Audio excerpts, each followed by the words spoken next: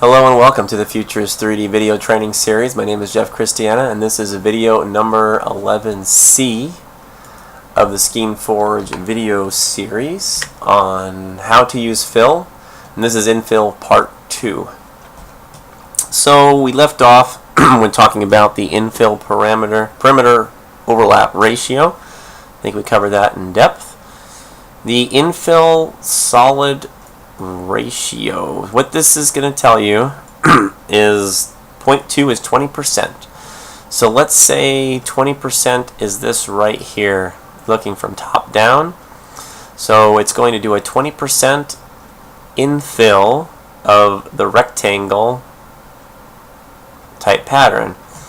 So if you want this to be tighter, you want to change this to 0.8. That's 80%. So your object is going to be 80% filled instead of 20%. So you're going to get something like this. If you want a 100% full object, you put a 1 there. If you want a hollow object, you put a 0 there. And basically a 0 will create your outside and it will not fill your inside. So, and you will have a base and you will have a top, but it will not put in any infill at all. So if you want to do a box, a hollow box, that's what you would do. Problem is, when you did the top layer, you would have a lot of sagging. So the best thing to do is print your box, then print your lid, and then put your lid on your box. So there's always ways to print things. You always got to think about what's the best way to print an object out, and something's not working, try something. If you have to combine two objects after and print 2 or 3 parts to do your one object, then that's what you need to do. You may save yourself a lot of headache. So I like to leave this value at 0.20. And when you change your values, you can always say cancel down here and it'll change it right back to where it was. If you adjust your values, you can see the number changes. So yellow means it's lower and the blue is higher. So from the default settings. So this is default, all these are default. So this one is really important. Infill width over thickness, 1.48. What this is telling Skeinforge is to carve up your lines at 0.148. So the lower the number, the closer these lines get to each other. So the closer the lines, the lower the number, the closer the lines. This number should be the exact same number under carve. Under carve I have 1.48. Under fill I have 1.48. Under carve, this is the perimeter. That is the outside. Under fill, this is the infill. These two numbers are very important, and it'll totally, it affects your object you're going to print in such a huge way. If this number is too low and you're printing, you will start getting a buildup of plastic, and that buildup, when you start your second layer, will build up even more. You've got too much plastic, it's too close together, and sometimes when your lines are too close, will start to bunch up, and it'll actually push your part, make your part so it'll start to lift and push it off.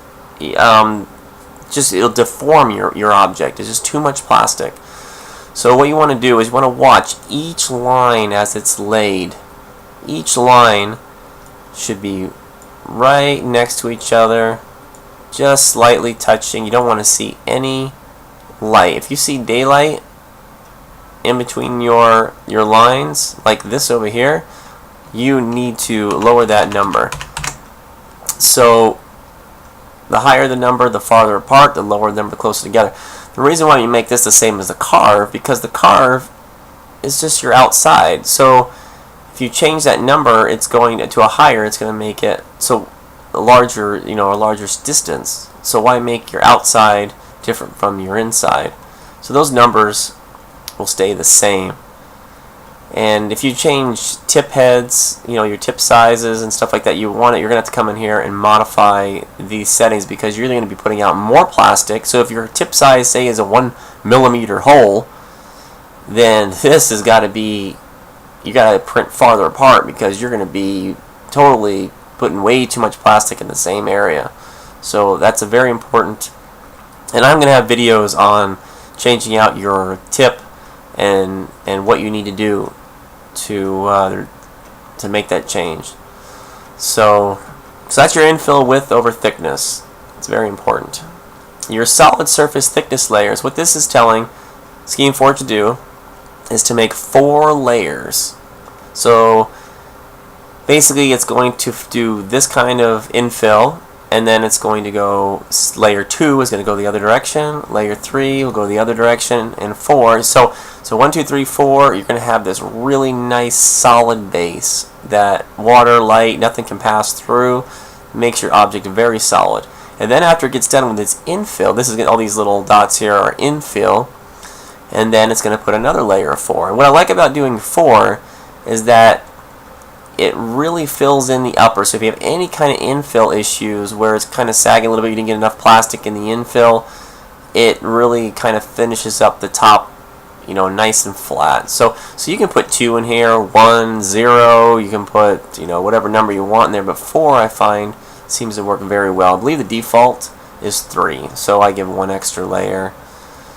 But if you do have sagging in your infill, what you want to do is you want to increase your infill solid ratio, change it from 20% up to 30 to 40 until you get something that works for you.